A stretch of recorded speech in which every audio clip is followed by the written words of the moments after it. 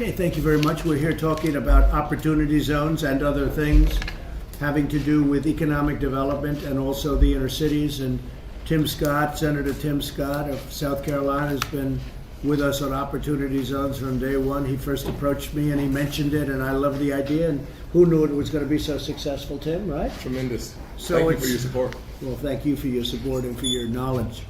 And if I might, I'd like to have Tim start off by saying a few words, and then Scott Turner, Executive Director, has done an incredible job, and Scott would like to hear from you too. Okay, Tim, please. Well, thank you, sir. Mr. President, thank you for your commitment to all Americans. And truth be told, your commitment has gone beyond the voting booth. You're helping people because they're Americans, and you don't care whether they're Democrats or Republicans, whether they're black or white, whether they're up or they're down, whether they're rich or they're poor.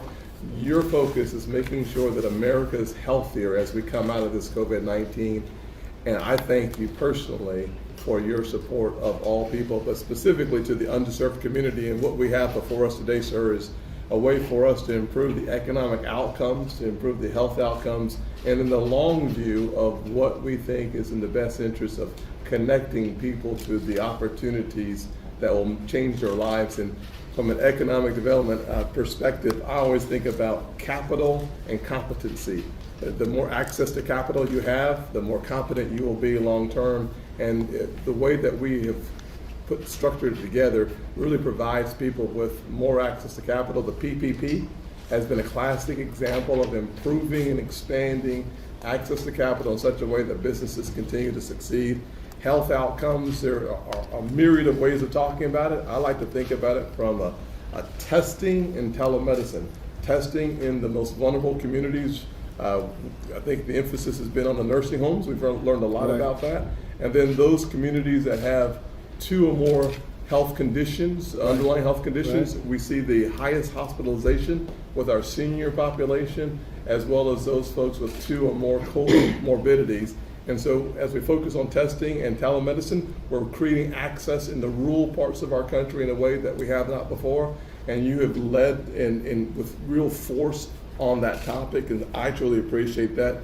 And on the last one, the long-term structural change, I look at it from a connectivity perspective and choice perspective. So the connectivity, broadband being incredibly important. I've heard you talk about that 1,000 times if I've heard you talk about it once.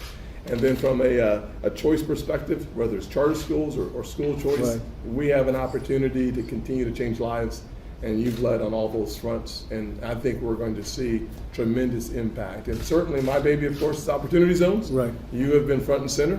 And I'm sure Scott's going to talk a lot about opportunity zones, but you have assembled the kind of firepower that our nation needs at a critical time. It's one of the reasons why we're going to have a V shape as we hit August, September, October, November in this economic recovery.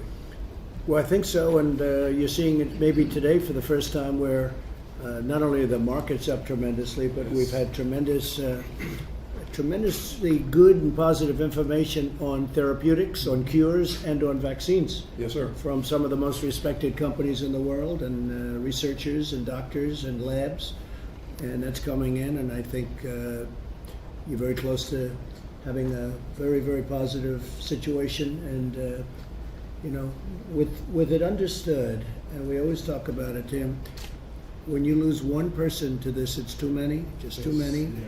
And we're talking about thousands and millions of people throughout the world on something that should have never happened. Absolutely. Should have been stopped in China, should have been stopped at the source, but it happened. But they're coming out with tremendous, it's incredible what they can do, and I've seen results. Absolutely. And the results are staggeringly good. So I'm very happy, and the market's up very big, and I think you're going to have a V. I think it's going to be terrific. I think we're going to have a transition in the third quarter, Ben. Mm-hmm. And the transition is going to lead to a really good fourth quarter. And I think we're going to have a year next year because of all the stimulus and everything else and the pent-up demand like you haven't seen in a long time. Oh my God, 2021 is going to be amazing. And the stock market's not very short of where it was with all that we went through. And that means a lot of smart people are looking and they're saying, we're coming back, and we're coming back to that level. I think we're going to come back to greater than that level. And we've learned a lot. One of the things we've learned is be reliant on ourselves.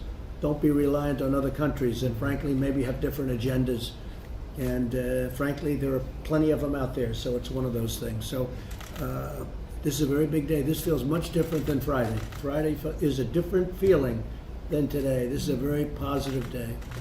Ben Carson, would you like to say a few words? Well, first of all, thank you for redirecting us. You know, it was 3 weeks ago when you said the White House Opportunity and Revitalization Council should refocus, not get rid of, but add to its plate, focusing on those individuals who are disadvantaged and who have suffered the most.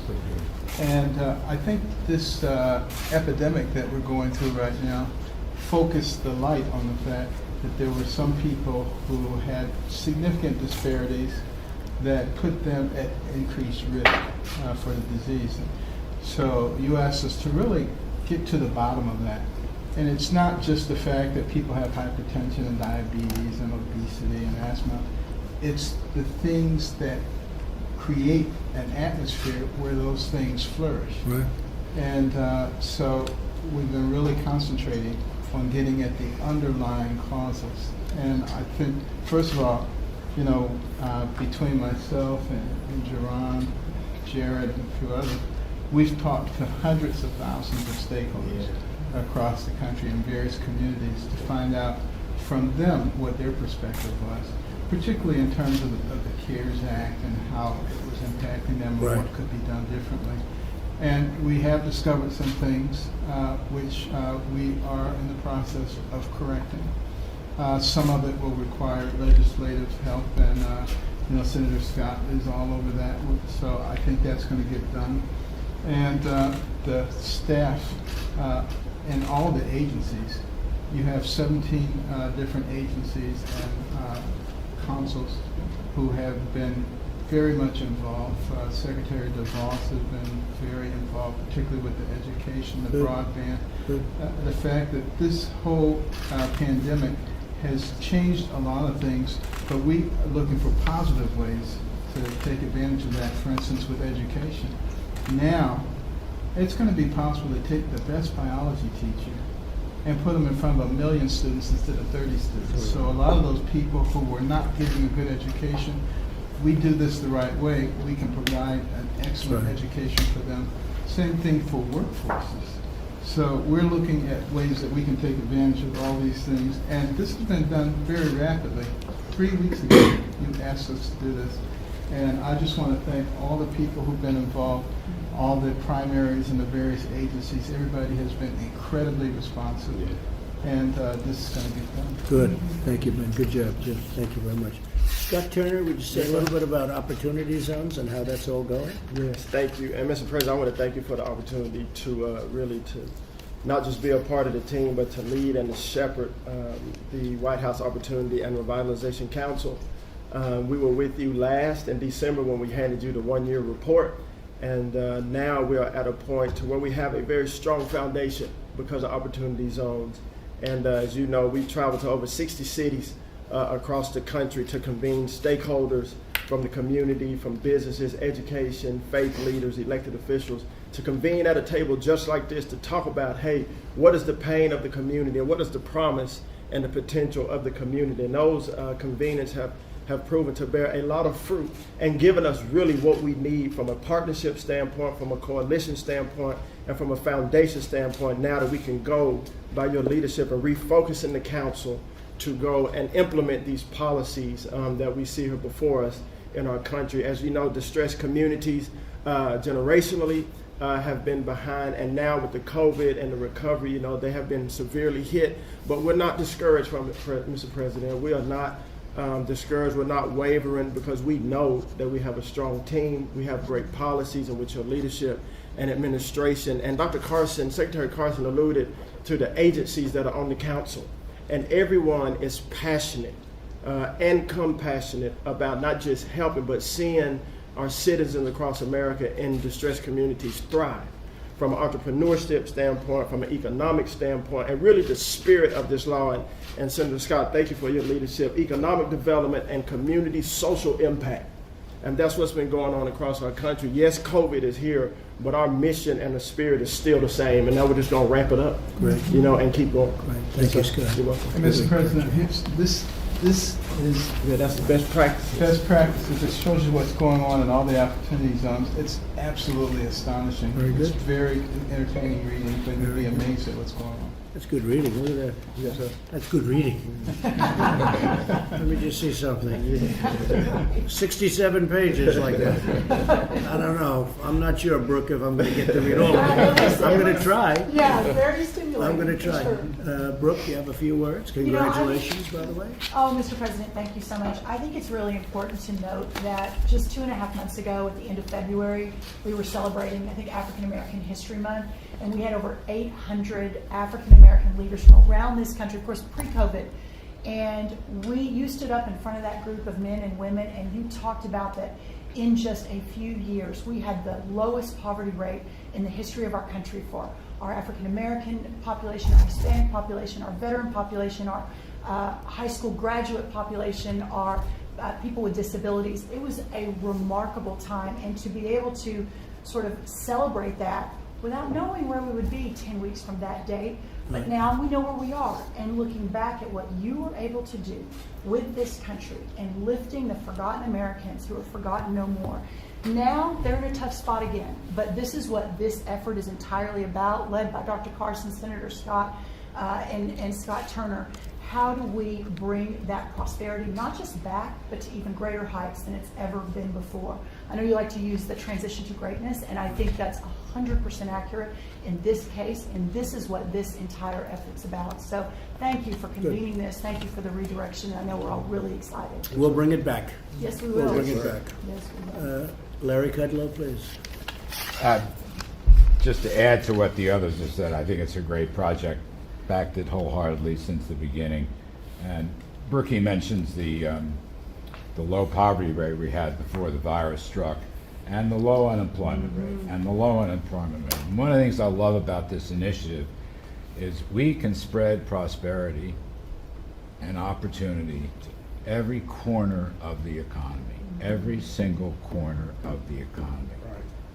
Those who are underserved, those poverty pockets, we can attract capital.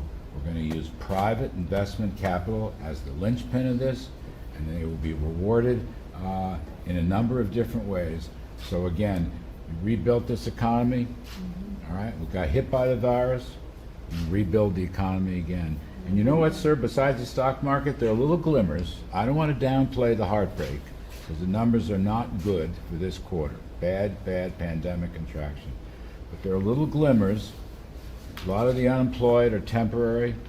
We're seeing evidence that gasoline demand is higher, that the Apple mobility charts are higher. That means more people are driving. We've seen the New York State manufacturing survey rise substantially. So there are little glimmers of hope here and there. A lot of things happening. Oil is Yes, sir. back up to a point where the energy industry is going to be maybe in very good shape Yes. very soon. So a lot of very important things are happening, and then the stock market sees it, Yeah. and that's why the stock market's up Yeah. so big. So it's very good. Thank you, sir. Thank you all very much. Thank you.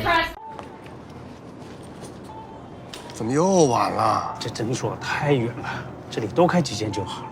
政府里需要有我们的人，需求才会被听到。哎，你这……哎，你们两个都对，可光说有什么用呢？填好2020年的人口普查，就可以协助公共资金的分配，比如地方医疗、更多的政府席位。